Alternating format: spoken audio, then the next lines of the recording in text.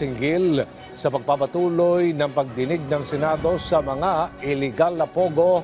Daniel? Yes, Aljo, pinagpatuloy nga ng Senate panel ang kanilang pagdinig hinggil sa usapin ng pogo sa bansa. At ngayong araw, humarap si dating presidential spokesperson Harry Roque sa pagdinig. Isa sa naungkat sa pagdinig ay ang nangyaring operasyon ng mga otoridad sa isang bahay sa isang subdivision sa Benguet. Ayon sa Bureau of Immigration, 2 foreign nationals ang naaresto, isang babaeng Chinese national, isang lalaking Cambodia national. At base sa impormasyon na nakuha ng BI, ang target subjects daw ay dawit daw sa Bamban, Tarlac, Pogo na nirate ng mga otoridad kamakailan. Lumutang naman ang pangalan ni Attorney Roque sa pagdinig pero nagpaliwanag ang dating kalihim. Kasi lumalabas kasi may nag-interview ang may-ari daw ng bahay, si Secretary Roque. Secretary Roque, sa inyo ba yung bahay na yun? Ang bahay po na tinutukoy nyo sa Tuba Benguet ay rehistrado sa isang korporasyon. Tiniran ko po yan nung ako po'y umalis ng gobyerno and I do have an interest in the corporation that owns it. No? Pero wala po sa akin ang possession ng bahay na yan. Dahil as of January of 2024, yan po'y pinaupahan ng korporasyon at ang umuupa po ay isang Wan Yun na isang Chinese national na siya po ay pumirma sa contract of lease ay require siya na magpakita ng Alien Certificate of Registration at lumalabas po na siya ay holder ng isang 9G working visa. Meaning, she has a right to be in the Philippines. Aljo, hindi pa rin sumipot si suspended Bamban Tarlac Mayor Alice Guo sa pagdinig sa kabila ng arrest order laban sa kanya. Kaya naman ang ilang senador, di na naiwasan maglabas sa pagkadismaya. Sabi ng Bureau of Immigration, nasa Pilipinas pa rin si Guo. The Madam Chairperson has made statements that Mayor Go has been very active on Facebook.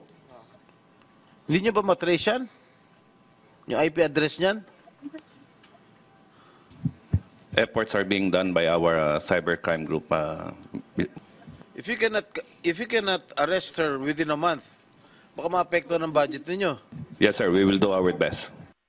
Samantala, Aljo, inusisa rin naman ng mga senador, partikular ni Senator Grace Poe, ay kung paano magiging hakbang ng gobyerno sa mga maapektuhan ng pagban sa pogo na kamakailan idineklara ng Pangulo.